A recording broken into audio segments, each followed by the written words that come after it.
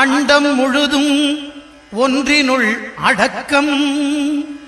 அதுவே ஆனைமுகமெனும் ஓங்கார விளக்கம். சுழலும் கோள்கள் அவன் சொல் கேட்கும். அவனை தொழுதால் போதும் நல்லதே நடக்கும். ஆனைமுகனை தொழுதால் நவக்கிரகங்களும் மகிழும்.